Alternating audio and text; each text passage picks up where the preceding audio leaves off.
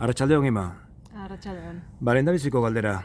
Artzaintza zer da? Soilik enpresa bada edo bizitzeko modu bat ere bada zuretzako? Biak uztartuta. Esan nahi dut, ezin du izan bizi modu bat, enpresan hildotikan errentagarri ez baldin bada. Eta gaurko egunean,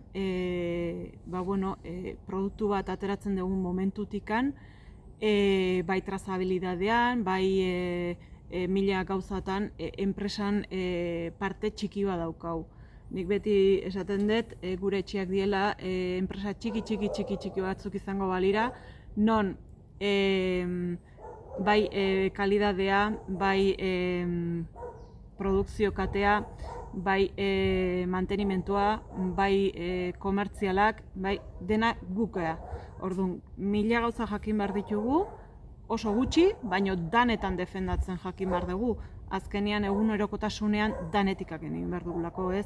Hau zirkulo bada, non gure kasuan ardietatikan, albaitaritza, ardiak, osasuna, alimentazioa, gero sartzen geha gure produktuetan, bai esnean kalidadea, analitikak, horiek danak, eta gero produktu hori saldu behar da. Orduan, danetatik ez asko, baina danetatikan jakin behar dugun.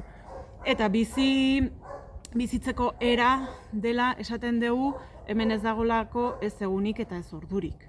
Osea, batetikan gustatu behar zaizu, bestela ezinezkoa da uztartzea, eta bestetikan gure lanbide honek, esan duten bezala ez dauka ordurik, ez dauka egunik, naturarekin bat egon behar dugu, eta egunerokotasunean bi urte ez dira berdinak.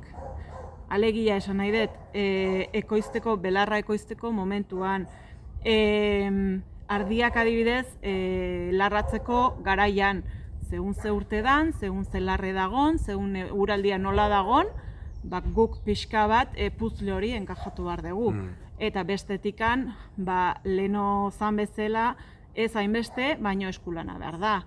Orduan, etxean dagon edo zein, pixka bat sartu behar duzu zure lanbidean baita ere, eskuba botatzeko. Adibidez, gure kasuan, seme alabak, ez? Ardiakin junbar baldin badezu nora baitea edo bidean atea bar baldin badituzu, azkenean ezin dituzu, umeak txikiak dileraleik ezin dituzu etxean utzi, edo mendira junbar baldin badezu, behaiekin eraman behar duzu. Orduan, klaro, bizitzeko modu bat da, bai, dudarik gabe. Osea, belarrak egin behar baldin maituzu eta igandean eguzkia baldin badago, igandean belarrak egin behar dira. Horrez dago zaik. Eta orduan nik uste dut bien uztarketa bat da. Osea, lanbide bat da, guri gustatzen zaigun lanbide bat da, bere berezitasunekin, baino ez baldin badauka enpresa baten base txiki bat eta batez be errentagarritasunik ezin dugu gure lanbidetzat hartu hau. Orduan biek uztartu behar dira. Eskerrik asko, Ima.